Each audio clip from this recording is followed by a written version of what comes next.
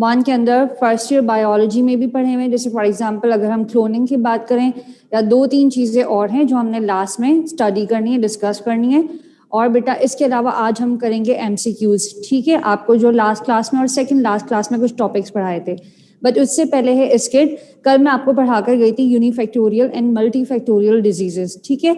उसके बाद next disease जो आती है जिसकी हम जीन थेरेपी कर सकते हैं, this disease comes under the head of gene therapy. Gene therapy as you know name indicate करता है कि ऐसा ट्रीटमेंट, ऐसी थेरेपी जिसके अंदर हम नॉर्मल जीन जो है वो रिप्लेस करते हैं, किसके साथ? एबनॉर्मल जीन के साथ। अब होता क्या है, अगर हम severe combined immuno deficiency disease इसकी बात करें, तो जैसे आपने एड्स में पढ़ा हुआ होगा, एड्स के अंदर इम्यून सिस्टम वीक हो जाता है, वो है सिंड्रोम। सिंड्रोम क्यों है?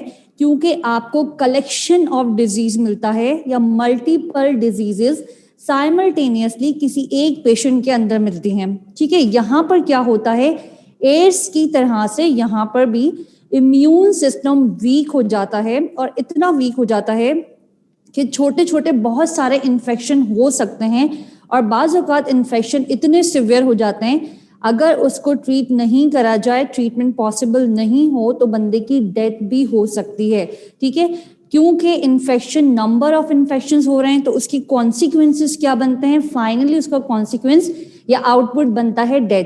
अब ये होता क्यों है? अच्छा, यहाँ मैंने इनलिस्ट करे हुए हैं अकॉर्डिंग टू योर सिलेबस, आपके सिलेबस के अकॉर्डिंग सिम्टम्स। एडिशनल सिम्टम्स को मैंने यहाँ पर इनलिस्ट नहीं करा। एज आई सेड कि यहाँ पर होगा क्या, इम्यून सिस्टम वीक हो जाएगा, ससेप्टेबल हो जाएगा जो भी पेशेंट है या इंडिविजुअल है, वो नंबर ऑफ इन्फेक्शंस की, कोई भी इन्फेक्शन हो, पर्टिकुलरली हम यहाँ पर किसकी बात करते हैं? निमोनिया की बात करते हैं, that is the lung infection, ठीक है, that is the lung infection. तो बेसिकली यहाँ पर होता क्या है, ये डिजीज क्यों हो रही होती है? यहाँ पर एक एंजाइम नहीं बनता। अच्छा, इस चैप्टर के अंदर आपने नंबर ऑफ एंजाइम्स पढ़े हैं जो कि मोस्ट इंपॉर्टेंट एंजाइम्स हैं। फॉर एग्जांपल कल के टॉपिक में आपको पढ़ाया था, लास्ट में बिल्कुल पढ़ाकर गई थी, और बहुत थॉरली पढ़ाया था, बहुत जल्दी से पढ़ाया था। अगर कुछ नहीं समझ में आया हो तो आप पूछ सकते हैं, ठीक है। तो कल 2 एंजाइम पढ़ाए थे, एक पढ़ाया था रिवर्स ट्रांसक्रिप्टेज, एक पढ़ाया था DNA पॉलीमरेज, और आज आप एक और न्यू एंजाइम पढ़ेंगे related to SCID, severe combined immunodeficiency disease, that is the ADA।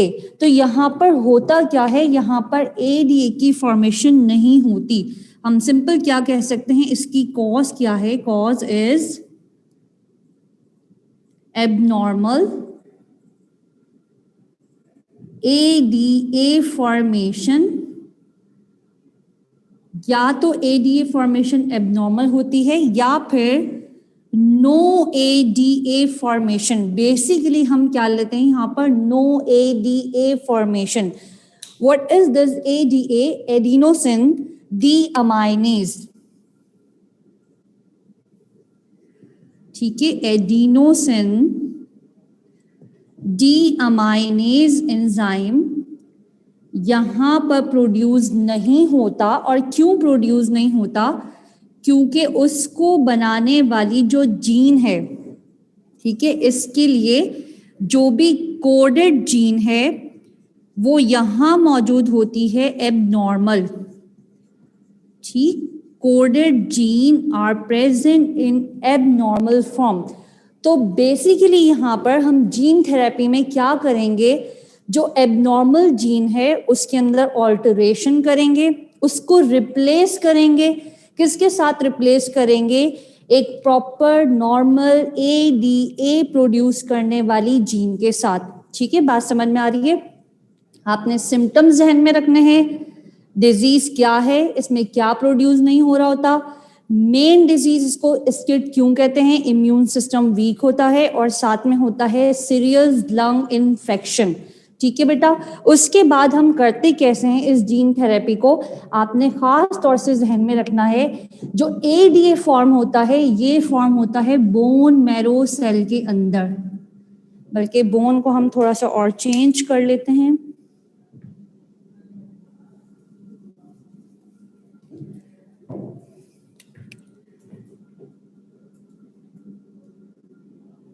ठीक है, जो बोन मैरो सेल्स हैं इनके अंदर, इनके पास खास किस्म की इंफॉर्मेशन होती है और वो इंफॉर्मेशन जीन की फॉर्म में मौजूद होगी and the gene is coded for ADA। But यहाँ पर जीन क्योंकि एबनॉर्मल है तो यहाँ ADA प्रोड्यूस नहीं होता। हम क्या करते हैं, हम ये जो बोन मैरो के सेल्स हैं, these are the cells of bone marrow, इनको हम निकाल लेंगे, रिमूव कर लेंगे from patient body.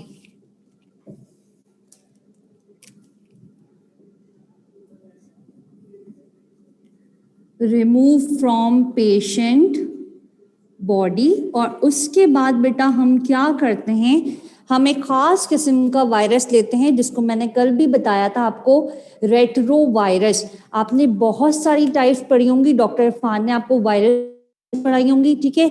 Retro virus, rhabdovirus, plus strand virus, minus strand virus, तो ये वही वाला रेट्रो वायरस है। रेट्रो वायरस को हम क्या करते हैं, इसको भी हम ऑल्टर करते हैं। अच्छा, रेट्रो वायरस को ऑल्टर क्यों करते हैं, अगर हम इसकी पैथोजेनिसिटी उसको किल नहीं करेंगे, उसको ऑल्टर नहीं करेंगे, या ऐसा समझ लीजिए इसकी बीमारी पैदा करने वाली सलाहियत उसको खत्म नहीं करेंगे, तो बजाय इसके ये जीन को अंदर लेकर जाए, कैरियर के तौर पर काम करे, ये जीन को तो लेकर जाएगा लेकिन ये वहां पर डिजीज भी कॉज करेगा, तो इसकी डिजीज कॉज करने वाली एबिलिटी उसको हम कर देते हैं खत्म। ठीक है, तो हमने क्या करा, रेट्रो वायरस को करा ऑल्टर, इसके अंदर ऑल्टरेशन करी और इसकी pathogenicity, this one is alteration,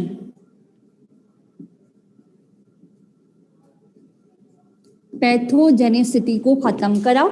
फिर इस रेट्रो वायरस के अंदर बेटा हमने क्या करा, हमने जीन ऑफ इंटरेस्ट या जो भी डिजायर्ड जीन है, आपने पढ़ा था RDNA टेक्नोलॉजी में 2 वेक्टर होते हैं, या हम प्लाज्मिड को यूज कर सकते हैं, या बेटा हम किसको यूज कर सकते हैं, हम किसी भी वायरस को यूज कर सकते हैं। तो बेटा यहां हम क्या करते हैं, डिजायर्ड जीन उसको इंसर्ट करते हैं किसके अंदर, रेट्रो वायरस के अंदर।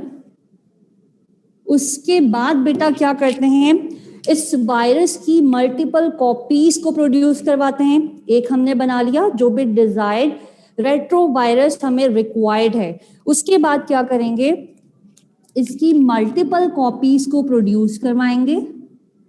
इट मींस हम यहां पर क्या करवा रहे हैं, एम्प्लीफिकेशन, या सिंपल यू में से this is called culturing of retrovirus.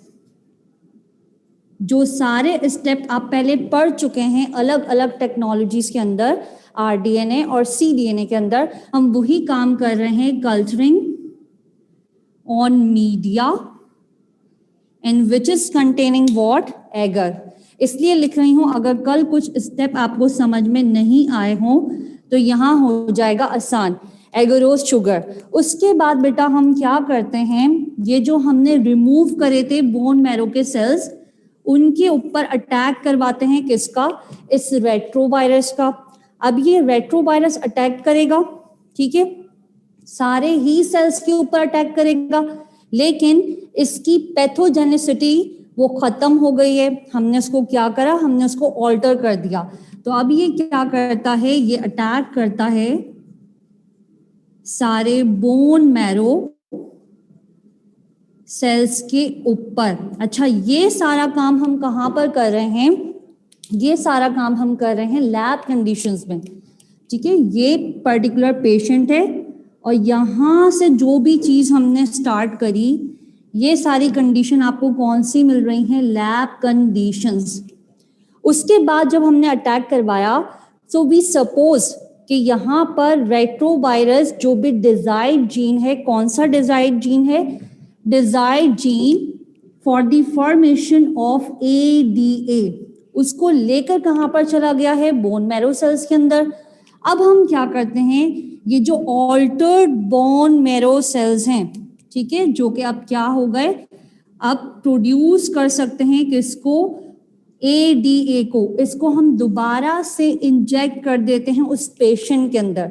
तो पेशेंट के पास जब ये जीन जाता है, पेशेंट क्या करना शुरू कर देता है, प्रॉपर और नॉर्मल ADA बनाना शुरू कर देता है। बंदे का जो इम्यून सिस्टम है वो बूस्ट होना शुरू हो जाता है, अच्छा होना शुरू हो जाता है, और फाइनली वो रिकवर कर जाता है किससे, इस किट से। ठीक है, स्टेप बाय स्टेप आपको सारी चीजें बताई हैं यहाँ पर। और बेटा यहाँ जो हम इंजेक्शन यूज करते हैं, these are known as micro injections. ठीक है, these are the step of SCID treatment और जीन थेरेपी।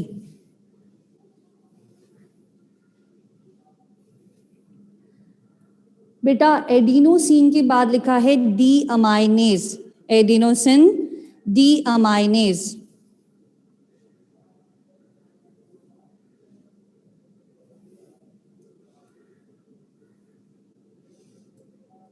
अच्छा, RDNA, ठीक है, उसमें कौन से स्टेप में प्रॉब्लम हो रही है बेटा, साइनी 2338। अच्छा, थोड़ा सा स्टूडेंट्स थोड़ा सा और आउटपुट दीजिएगा, फीडबैक दीजिएगा। आपकी क्लास क्योंकि उस दिन डिस्टर्ब हो रही थी, if I am not mistaken ये वही वाली क्लास थी। RDNA के स्टेप के अंदर अगर कहीं कोई प्रॉब्लम हो रही है तो प्लीज बता दीजिए। नंबर ऑफ स्टूडेंट्स को हो रही है तो मैं थोड़ा सा उसको सम अप कर दूंगी, ये काम कर सकती हूँ। ठीक है, 2516, ये तो मुझे आपसे पूछना चाहिए, आपने काफी टाइम पहले पढ़ा होगा ये वाला chapter, what are retrovirus, what are rhabdovirus. First year biology की बुक खोलिए, डॉक्टर फान का लेक्चर, उसको याद कीजिए, आपको याद आएगा। What sort of viruses are these.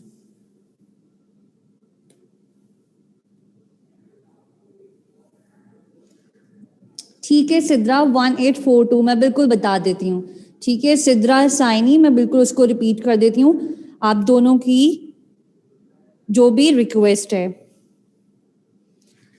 बेटा कल्चरिंग के बाद लिखा है मीडिया, मीडिया के ऊपर क्या है, agar, agar is a sugar, that is agarose sugar, और एगरोज शुगर को हम जेल इलेक्ट्रोफोरेसिस के लिए भी यूज करते हैं। बोन मैरो के अटैक के बाद लिखा है altered ADA, adenosine D aminase. ये अभी आपको डायग्राम में दिखाऊंगी ना, वहां समझ में आ जाएगा। ठीक है, होप सो यहाँ तक आपको चीजें क्लियर हुई होंगी। सिर्फ इतना याद रखना है, जीन थेरेपी के अंदर हम क्या क्या कर सकते हैं। हम स्किड, इसकी थेरेपी कर सकते हैं, हम सिस्टिक फिब्रोसिस, उसकी थेरेपी कर सकते हैं।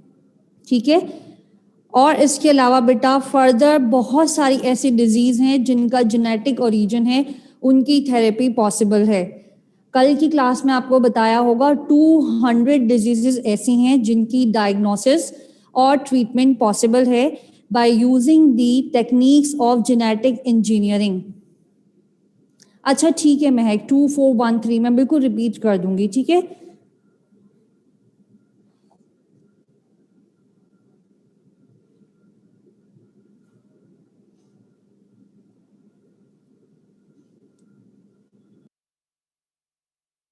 दूंगी, और अगर पॉसिबल हुआ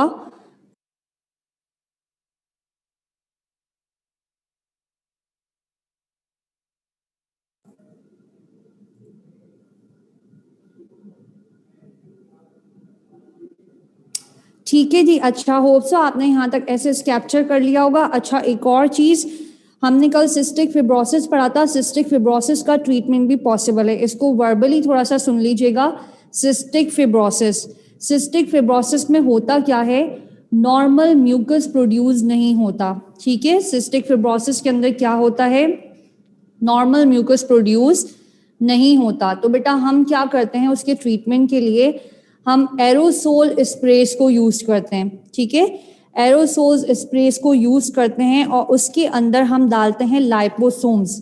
ठीक है, एरोसोल स्प्रे, ये आपने याद रखना है, जहन में रखना है। सिस्टिक फिब्रोसिस, अगर हमने सिस्टिक फिब्रोसिस का ट्रीटमेंट करना है तो उसमें क्या हो रहा है, जो नॉर्मल म्यूकस प्रोड्यूस होता है आम इंसानों के अंदर वो प्रोड्यूस नहीं होता। ठीक है, कल आपको पढ़ाया था ना सिस्टिक फिब्रोसिस, तो उसमें बताया था ये लंग इन्फेक्शन है।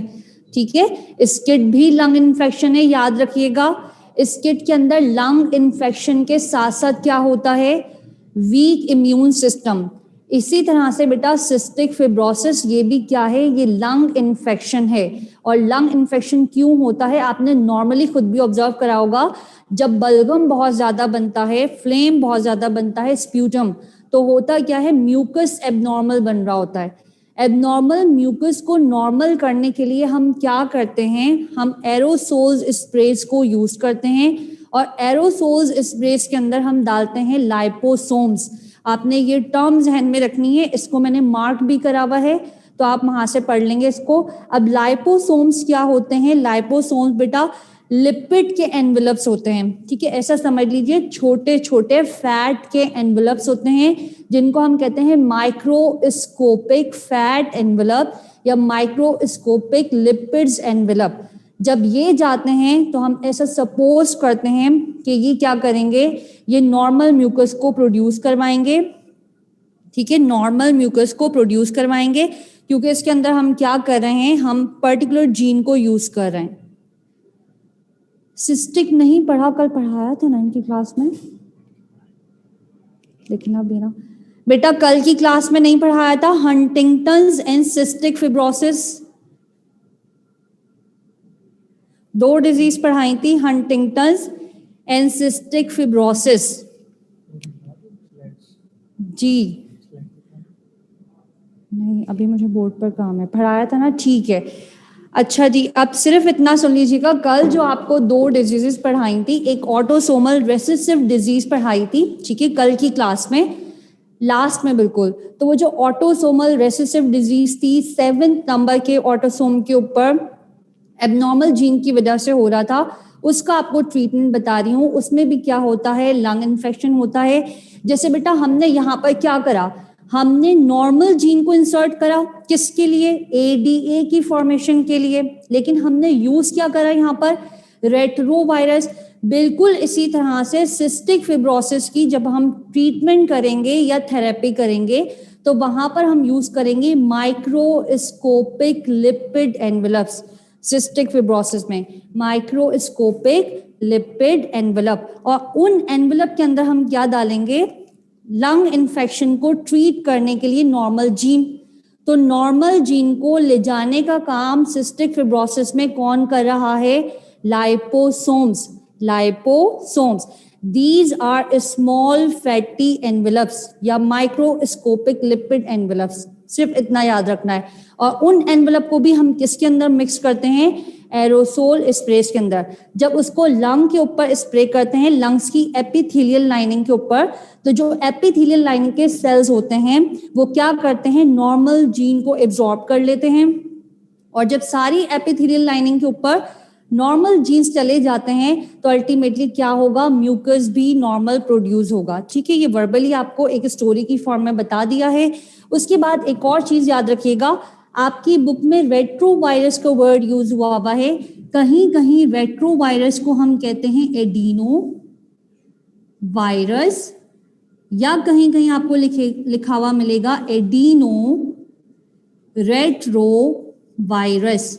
अब एडिनो क्यों कह रहे हैं, because this retrovirus is carrier for the normal gene of adenosine deaminase. बात समझ में आ रही है, रेट्रोवायरस भी कहेंगे, एडिनो रेट्रोवायरस भी कहते हैं, और इसके अलावा इसको कहते हैं एडिनो वायरस, क्योंकि ये कौन सी जीन लेकर जाता है, एडीए की। उसके बाद साइनी ने कहा, और एक और बच्ची सिद्रा आई गेस उन्होंने कहा है, तो वो भी बता देती हूँ आपको।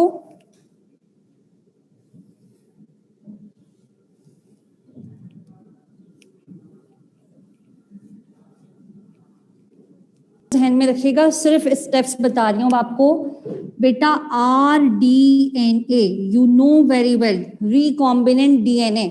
अच्छा, इसका एक और नाम भी होता है, it is also known as what, chimeric DNA, ठीक है, कायमा एरिक DNA।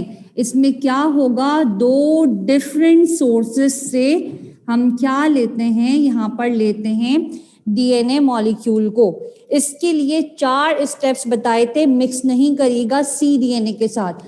कौन कौन से स्टेप बताए थे, मैंने आपको बताया था कंस्ट्रक्शन, गौर से सुनिएगा इसको, कंस्ट्रक्शन, इसके बाद बेटा मैंने बताया था इंसर्जन, इसके बाद बताया था एम्प्लीफिकेशन, आपकी बुक में ये टर्म यूज नहीं हुई भी, और उसके बाद बताया था सिलेक्शन सेकंड क्लास में, ठीक है। अब गौर से सुन लीजिएगा, 4 स्टेप्स आपने याद रखने हैं। कंस्ट्रक्शन, कंस्ट्रक्शन में हम इको R1 को यूज करते हैं, रेस्ट्रिक्शन एंडोन्यूक्लियस, इसके अलावा हमें क्या चाहिए होता है, जीन चाहिए होती है, इसके अलावा हमें क्या चाहिए होता है, प्लाज्मिड चाहिए होता है, या फिर बेटा बैक्टीरियोफेज वायरस जो जीन को लेकर जाएगा, और साथ में हमें चाहिए होता है glue which is DNA ligase. सिर्फ सम अप कर रही हूं उसको, ठीक है।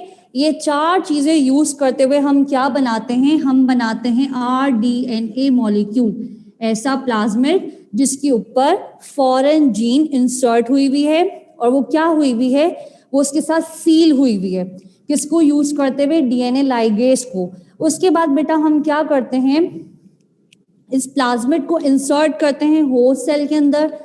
ये जो प्लाज्मिड है इसको हम ट्रीट करवाते हैं CaCl2 कैल्शियम क्लोराइड से, और ये चला जाता है किसके अंदर, बैक्टीरिया सेल के अंदर, which is called what, host cell in rDNA technology, ठीक है। मैंने आपको ये भी बताया था परमिएबिलिटी को इन्हांस करता है। सिर्फ सम अप कर रही हूँ, एक ओवरव्यू दे रही हूँ। उसके बाद बेटा एम्प्लीफिकेशन, अब जब ये चला गया होस्ट बैक्टीरिया के अंदर, लेट्स सपोज ये एक बैक्टीरिया और इसके अंदर आ गया ये प्लाज्मिड, हम क्या करवाएंगे, इसकी मल्टीपल कॉपीज को प्रोड्यूस करवाएंगे बैक्टीरिया की, फिर फर्दर उनकी जनरेशन, तो हमारे पास क्या होगा, नंबर ऑफ प्रोजेनी प्रोड्यूस हो जाएगी, ठीक है। ये जो बहुत सारे बैक्टीरिया प्रोड्यूस हुए, मल्टीप्लाई हुए, ठीक है, उसको हम क्या कहते हैं, एम्प्लीफिकेशन। और उसके बाद फिर हम सेलेक्ट करते हैं, कैसे सेलेक्ट करते हैं, इन बैक्टीरिया को ग्रो करवाते हैं कल्चर मीडियम पर, उस मीडियम के ऊपर हमने डाला हुआ है एम्पीसिलिन एंटीबायोटिक, ठीक है। तो सिर्फ और सिर्फ कौन से बैक्टीरिया ग्रो करेंगे, सिर्फ ये वाले बैक्टीरिया ग्रो करेंगे जिनके पास rDNA है या कायमा एरिक DNA है, क्योंकि सराउंडिंग में होते हैं। जब भी आप माइक्रोबायो की लैब में काम करेंगे, बहुत सारे बैक्टीरिया, अभी आपकी सराउंडिंग में भी नंबर ऑफ बैक्टीरिया की वैरायटीज होंगी, लेकिन आपने तो सिर्फ किसको ग्रो करवाना है, जिसके पास क्या मौजूद है, rDNA। तो हमने क्या करा, एम्पिसिलिन डालकर अपना काम आसान करा। सिर्फ कौन से बैक्टीरिया ग्रो करेंगे, ये वाले बैक्टीरिया ग्रो करेंगे, और उसके बाद इसमें से भी जिनके पास होगा फॉरेन जीन, ठीक है, तो बेटा ये प्रोड्यूस करते हैं वाइट कॉलोनीज, और जिनके पास फॉरेन जीन नहीं होता वो प्रोड्यूस करते हैं ब्लू कॉलोनीज। अब वो पूरा रिएक्शन नहीं बता रही, तो जिनकी वाइट कॉलोनीज बनेंगी हम उसको क्या करते जाएंगे, पिक करते जाएंगे।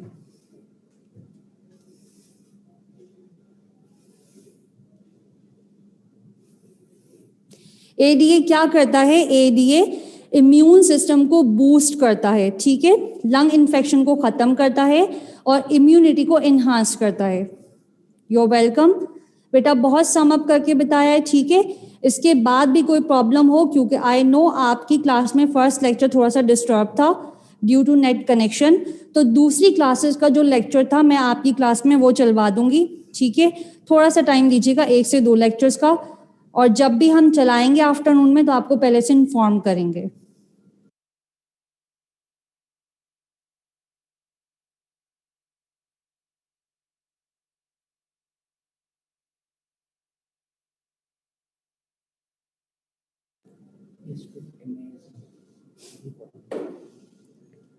अच्छा, आपको पता है आपके मॉडरेटर क्या कह रहे हैं, वो कह रहे हैं इतने टाइम में तो मिस मुझे याद हो जाता है और स्टूडेंट्स बार बार पूछते रहते हैं।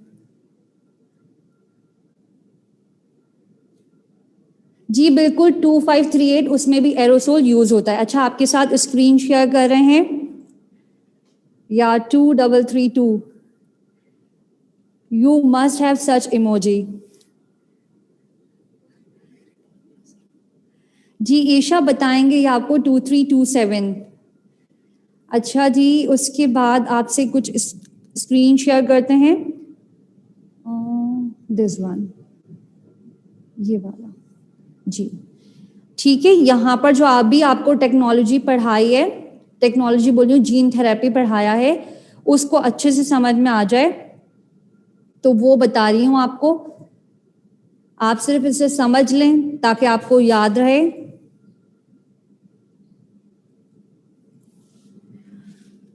होप सो आपको स्क्रीन शेयर हो रही होगी, ठीक है, स्क्रीन शेयर हो रही होगी, ठीक है, स्क्रीन कर दीजिएगा ना, ठीक है बेटा। अब यहाँ देख लीजिएगा, सिर्फ मैं आपको ओवरव्यू कर रही हूँ, पूरा समझा चुकी हूँ बोर्ड पर। आपने ये डायग्राम ध्यान में रखनी है जो आपकी बुक में बनी हुई है। मैं सिर्फ आपको एक न्यू डायग्राम से कुछ चीजें क्लियर कर रही हूँ, क्योंकि बुक वाली डायग्राम तो आप सबके पास होगी। यहाँ देखिएगा हमने क्या करा, जो बोन मैरो के सेल्स हैं हमने उनको निकाला, ठीक है। कहीं से भी हम बोन मैरो के सेल्स ले सकते हैं, वैसे हम लार्जेस्ट बोन से लेते हैं। ये सिंपल एक डायग्राम है, तो अब आप इसके ऊपर नहीं चले जाइएगा, मैं से तो कहीं और की बोन बनी हुई है, ठीक है। यहाँ सिर्फ इतना याद रखिएगा हमने क्या करा, हमने बोन मैरो के सेल्स को निकाला, ये निकाल लिया, ठीक है। उसके बाद हमने क्या करा, हमने वायरस को ऑल्टर करा। मैंने अभी आपको बताया है क्यों ऑल्टर करते हैं, ताकि उसकी पैथोजेनिसिटी खत्म हो जाए, ठीक है। क्योंकि सारे ही वायरस क्या होते हैं, डिजीज कॉजिंग होते हैं, तो बजाय इसके वो एक नॉर्मल जीन को लेकर जाएंगे, वो वहां पर डिजीज भी कॉज करना शुरू कर देंगे। तो हमने वायरस के अंदर भी ऑल्ट्रेशन करी है। उसके बाद बेटा हमने क्या करा है, हमने जो भी डिजायर्ड जीन है, यहाँ पर हमारा डिजायर्ड जीन क्या है, ADA, एडिनोसिन डी अमाइनेज, ठीक है, ये एंजाइम प्रोड्यूस करने वाला जीन। तो इस एंजाइम की इंफॉर्मेशन एक पर्टिकुलर फ्रेगमेंट ऑफ DNA के ऊपर है। हमने उसको कट करा और कट करने के बाद उसको इंसर्ट कर दिया किसके अंदर, वायरस के अंदर। अच्छा, मैंने आपको पहले भी बताया था, जब भी हम वायरस को यूज करते हैं एज अ वेक्टर, तो हमें कौन सा स्टेप परफॉर्म नहीं करना होता, हमें सिलेक्शन वाला स्टेप परफॉर्म नहीं करना होता, ठीक है। क्योंकि हमें पता है हर वायरस क्या करेगा, इस डिजायर्ड जीन को लेकर जाएगा सेल तक। अब ये जो सेल्स थे जिनको हमने निकाला था, ठीक है, ये जो सेल्स थे जिनको हमने निकाला था, इसको हमने किसी भी पेट्री डिश के अंदर रखा हुआ है लैब कंडीशन के अंदर, इसके ऊपर हमने वायरस का अटैक करवाया। तो वायरस क्या करेगा, अटैक करेगा और सारी जीन को अपने साथ लेकर कहाँ चला जाएगा, सेल के अंदर। क्योंकि आपको पता है वायरस का सिर्फ और सिर्फ जो कोर है, प्रोटीन कोर, वो बाहर रह जाता है, सिर्फ DNA अंदर जाता है। तो इसने DNA को अंदर इंजेक्ट करा, अल्टीमेटली जो डिजायर्ड जीन था वो भी चला गया। अब ये सेल्स कैसे हो गए, ये नॉर्मल सेल हो गए, इनके पास क्या मौजूद है, नॉर्मल जीन मौजूद है। इनको हम माइक्रो इंजेक्शंस को यूज करते हुए, ये आपने याद रखना है, हम माइक्रो इंजेक्शंस यूज करते हैं, माइक्रो इंजेक्शंस को यूज करते हुए दोबारा से बोन मैरो के अंदर इम्प्लांट कर देंगे या इंसर्ट कर देंगे। तो अल्टीमेटली क्या होगा, इम्यून सिस्टम जो है वो ठीक होना शुरू हो जाएगा इस किट के पेशेंट्स के अंदर। और यहाँ पर क्या होगा, यहाँ पर म्यूकस भी नॉर्मल बनेगा, निमोनिया वाला इन्फेक्शन भी खत्म हो जाएगा, ठीक, एग्जैक्टली ये ट्रांसजेनिक कहलाएंगे, ठीक है। सेल्स क्या हैं, cells are the transgenic cells. और ट्रांसजेनिक पहले भी बताया था, ट्रांसजेनिक क्या होता है, transfer and genic mean genes in which foreign genes are transferred. वो सेल्स जिनके अंदर ट्रांसफर हुई हुई हैं फॉरेन जीन्स, उनको हम कहते हैं ट्रांसजेनिक। चाहे ट्रांसजेनिक सेल्स हो, प्लांट्स हो या फिर एनिमल्स हो, ठीक है बेटा, दैट इज इट। ये पूरी टेक्नोलॉजी, ये पूरी थेरेपी आपको डायग्राम से भी बता दी है। उसके बाद है बेटा कुछ MCQs, हम पहले करते हैं MCQs, फिर मैं आपको बोर्ड पर कुछ MCQs करवाती हूँ ताकि टॉपिक साथ साथ कवर करते जाएं। क्योंकि बायोटेक्नोलॉजी थोड़ा सा कॉन्सेप्चुअल, थोड़ा सा नहीं बहुत ज्यादा कॉन्सेप्चुअल चैप्टर है।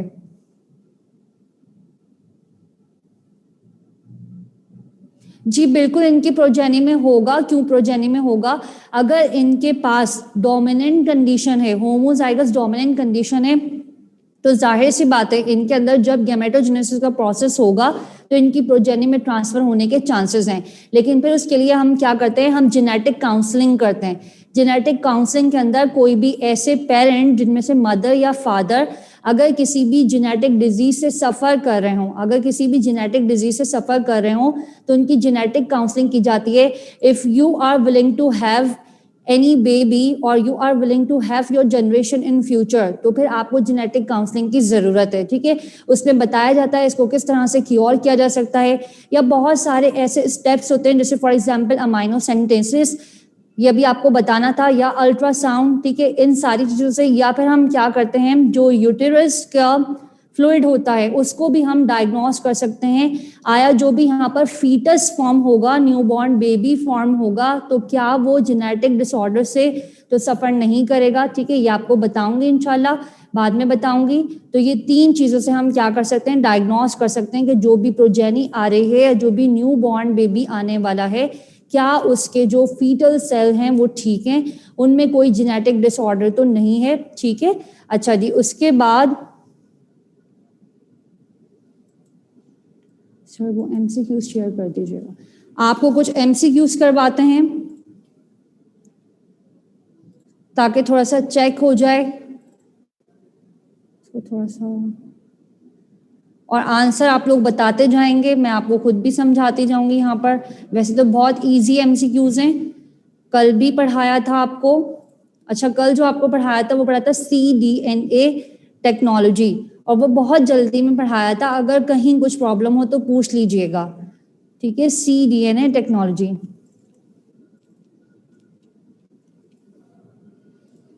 और अगेन कह रही हूँ, बुक की लाइंस मोस्ट इंपॉर्टेंट है, बजाय इसके आप हेयर एंड देयर बहुत सारी चीज़ों को पढ़ने की कोशिश करें। आप अपनी बुक को घोल कर पी लें, पूरे वक्त उसको पढ़ते रहें, इंपॉर्टेंट लाइंस को पढ़ते रहें, और इसके अलावा MCQs की प्रैक्टिस ज़्यादा से ज़्यादा करें।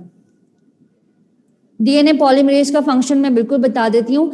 अगर एक सिंगल स्ट्रैंडेड DNA से हमने डबल स्ट्रैंडेड DNA बनाना है बेटा, तो उसके लिए हम क्या करते हैं, पॉलीमराइजेशन। आपने केमिस्ट्री में पढ़ा होगा ना, पॉलीमर बनाना, मिलता जुलता मॉलिक्यूल बनाना, बहुत ही आसान करके कहूँ, केमिस्ट्री की टर्म में ना कहूँ तो एक सिंगल स्ट्रैंडेड DNA को डबल स्ट्रैंडेड DNA में कन्वर्ट करने के लिए हमें पॉलीमराइजेशन का स्टेप परफॉर्म करना होता है।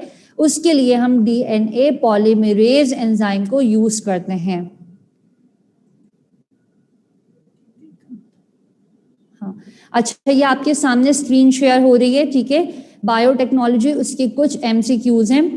आज की क्लास में हम सिर्फ 12 MCQs करेंगे। यहाँ देखिएगा, अभी समझाया भी आपको, transgenic plants are produced when foreign genes are introduced into where.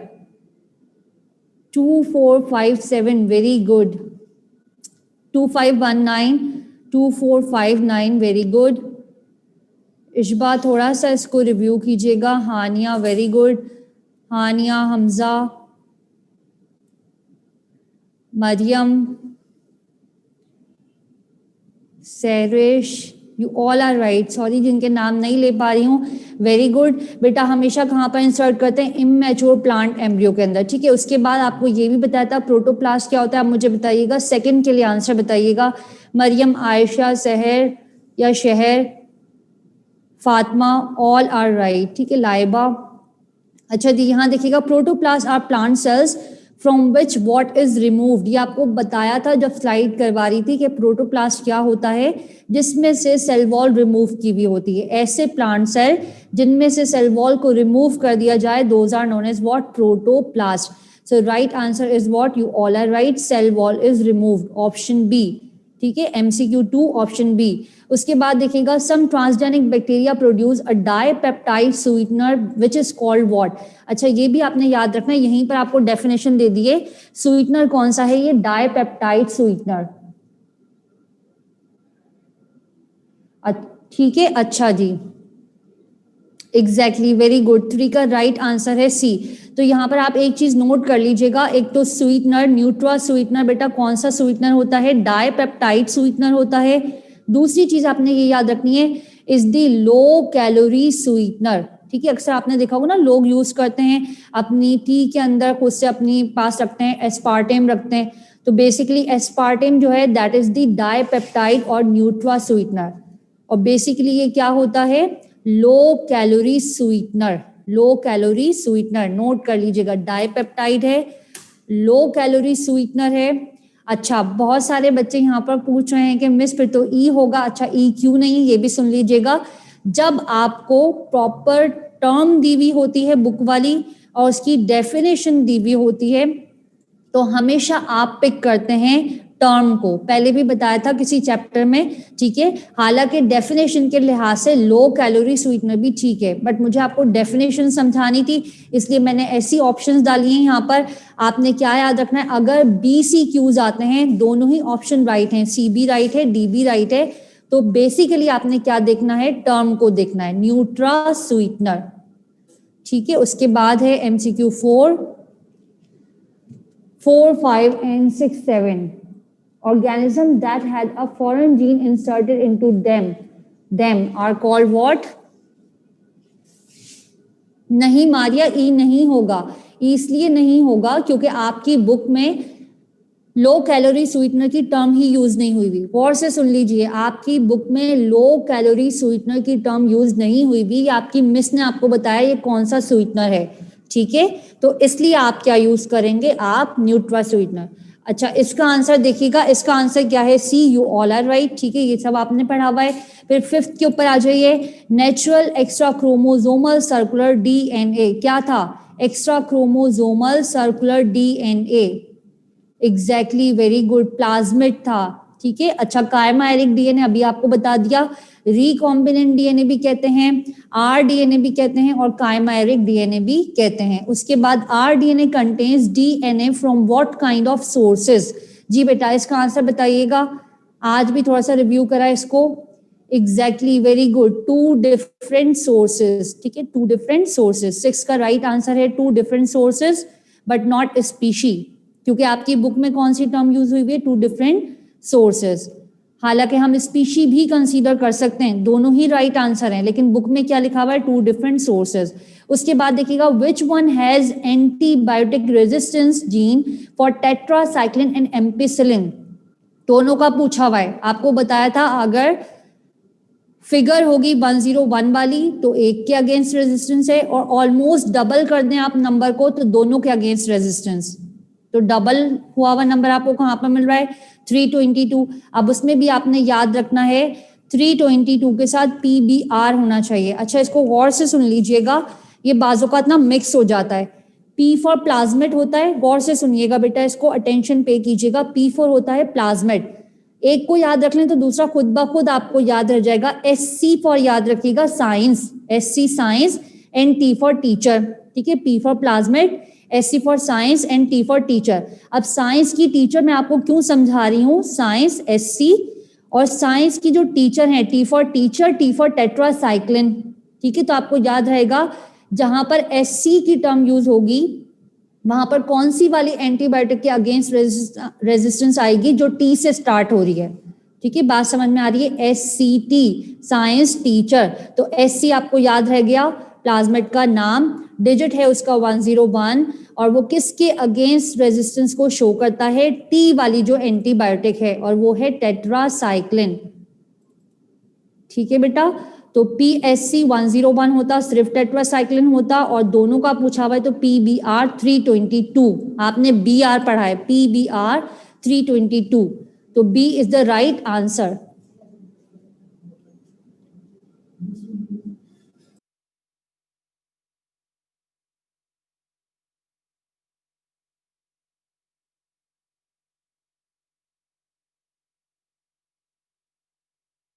ठीक है बेटा, you all are right, B is the right answer. उसके बाद देखिएगा 8 MCQ 8 आपकी स्क्रीन पर अब शो होगा। नेक्स्ट कहाँ गया,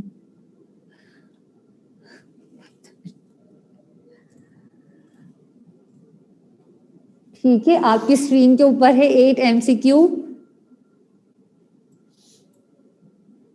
अरीबा मैंने बताया था PBR 322 दोनों ही एंटीबायोटिक के अगेंस्ट रेजिस्टेंस को शो करता है, ठीक है, PBR 322 दोनों के अगेंस्ट एंटीबायोटिक की रेजिस्टेंस शो करता है, टेट्रासाइक्लिन भी और एम्पिसिलिन भी। लेक्चर सुनिएगा।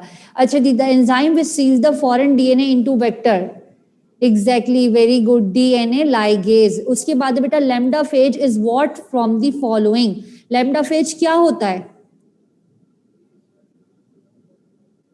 Very good, very good, you all are right. Sabahat थोड़ा सा रिव्यू करें बेटा, वेरी गुड। वायरस होता है, बैक्टीरियम तो है नहीं, लैम्डा फेज है, फेज वायरस, बैक्टीरियम हो नहीं सकता। प्लाज्मिड का नाम आपने ये पढ़ा नहीं, प्लाज्मिड तो आपने 2 पढ़े हैं, PHC 101, PBR 322। और होस्ट सेल हमेशा बैक्टीरिया होता है, ठीक है, होस्ट सेल हमेशा बैक्टीरिया होता है, तो राइट आंसर इज द ए। उसके बाद देखिएगा, which is the preferable vehicle for biotechnology product. अच्छा, ये आपने नहीं पढ़ा हुआ, ये आपने नहीं पढ़ा हुआ, लेकिन आपको कहा था हाईलाइटेड की पॉइंट जरूर पढ़िएगा। Very good Ishba, and 2534, very good. ठीक है, तो हाईलाइटेड पॉइंट के अंदर आपको ये लाइन लिखी हुई मिलेगी, urine is the preferable vehicle for biotechnology product. जितनी भी बायोटेक्नोलॉजी की प्रोडक्ट हैं वो थ्रू यूरिन जो होती हैं वो डिस्चार्ज होती हैं, ठीक है, तो urine is the right answer. उसके बाद देखिएगा, plant cells are totipotent because which one of the following.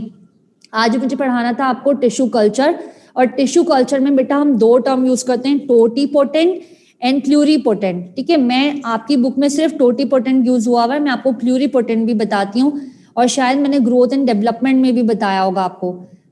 Answer को बाद में देखती हूँ आपके। तो बेटा हमेशा याद रखिएगा, 2 cells which have the total genetic information of a species या ऑफ एन स्पीशी। ठीक है, 2 cells which have total genetic information of an species are called totipotent। यानी उससे लेकर हम कोई भी एक पूरा का पूरा प्लांट डेवलप करवा सकते हैं जिसके पास टोटल इंफॉर्मेशन है, ठीक है, वो क्या कहलाएंगे, टोटिपोटेंट। जबकि एक होते हैं प्लूरीपोटेंट। अब गौर से सुनिएगा जो मैं आपको एग्जाम्पल बता रही हूँ। प्लूरीपोटेंट का मतलब क्या होता है, फॉर एग्जाम्पल आपने ट्रांसपोर्टेशन चैप्टर के अंदर पढ़ा होगा, स्टेम सेल्स होते हैं, ठीक है, या मदर सेल्स होते हैं जिनसे WBCs भी बनते हैं, RBCs भी बनते हैं और प्लेटलेट्स भी बनते हैं। तो ब्लड बनाने वाले जो मदर सेल्स हैं वो सिर्फ ब्लड की ही डिफरेंट टाइप के सेल्स बनाते हैं। बात समझ में आ रही है, वो सारे सेल्स नहीं बनाएंगे। जो भी ब्लड बनाने वाले स्टेम सेल्स हैं या मदर सेल्स हैं वो ब्लड सेल्स की जितनी भी टाइप्स हैं उनको तो बना सकते हैं, लेकिन वो कोई ऑर्गन नहीं बना सकते। तो उन्होंने टोटल जेनेटिक इंफॉर्मेशन को क्या करा, लॉस कर दिया। उनके पास लिमिटेड जेनेटिक इंफॉर्मेशन है, लेकिन वो भी वैरायटी की है। बात समझ में आ रही है, ब्लड बनाने वाले जो मदर सेल्स हैं इनके पास लिमिटेड जेनेटिक इंफॉर्मेशन है, बट ये भी क्या कर सकते हैं, वैरायटी प्रोड्यूस कर सकते हैं, तो उनको हम कहते हैं प्लूरीपोटेंट। मैं आपको एक एग्जांपल बता रही हूँ, ब्लड मदर सेल्स, ये जहन में रखिएगा, blood mother cells are pluripotent.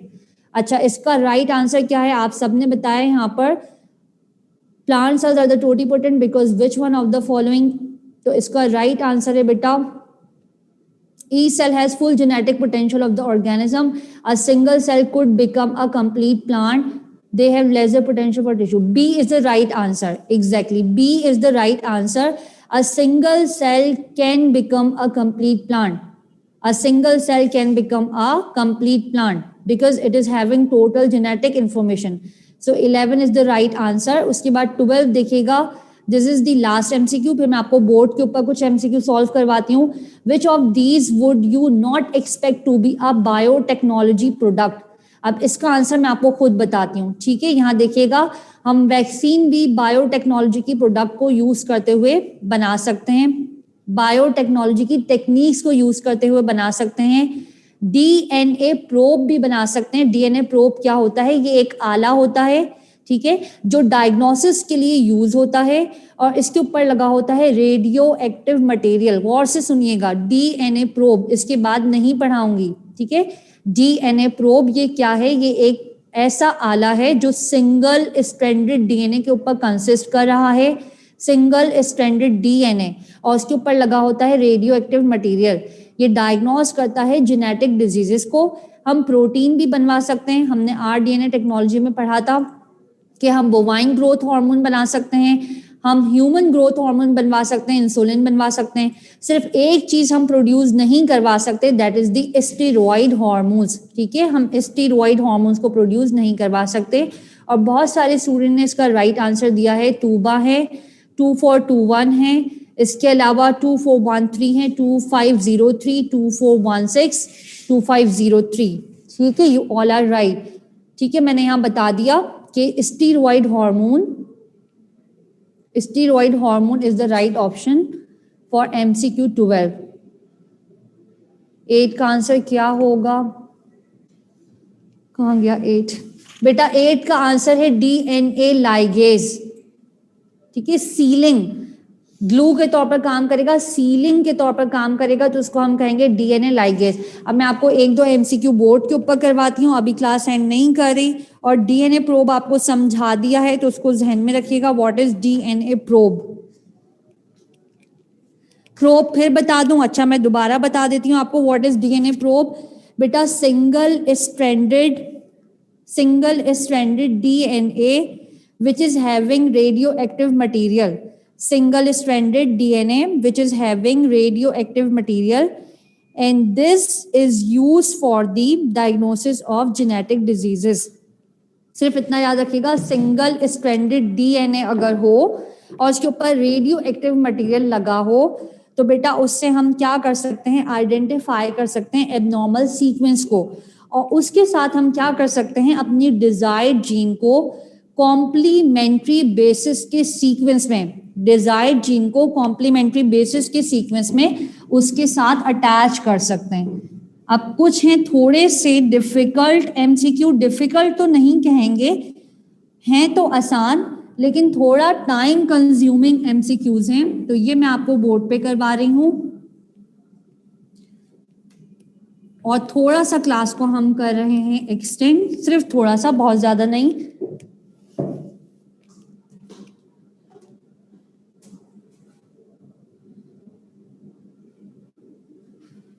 दिख तो नहीं रही है।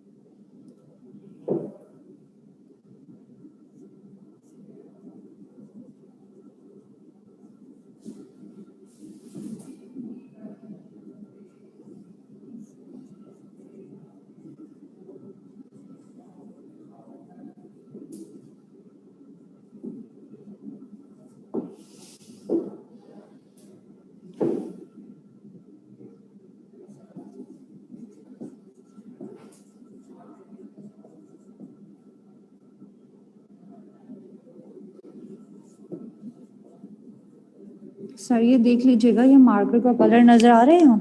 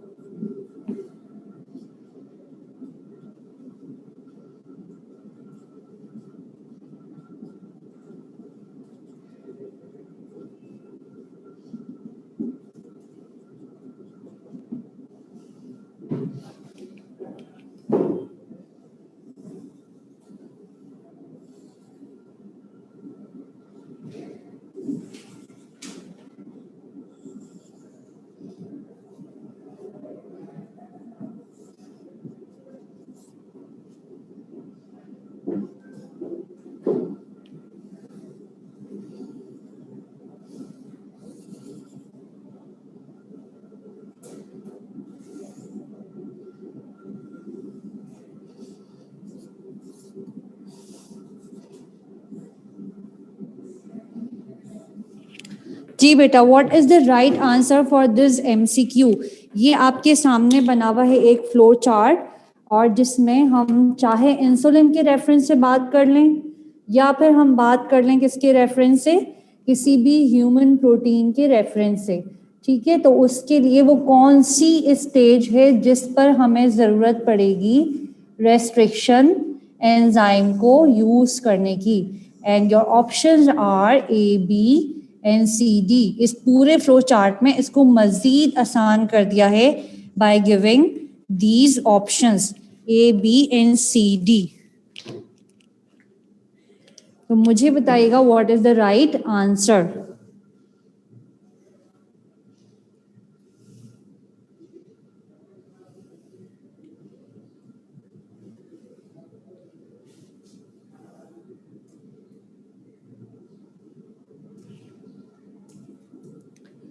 Exactly, very good, Mariam, Maria, Ariba, and 25342421, very very good. ठीक है, जिस पॉइंट के ऊपर हम क्या कर रहे हैं, यहाँ पर कटिंग कर रहे हैं, तो बेटा उस कटिंग वाले पॉइंट के ऊपर बहुत क्लियरली लिखा हुआ है ऑप्शन सी के ऊपर, human DNA and plasmid DNA cutting.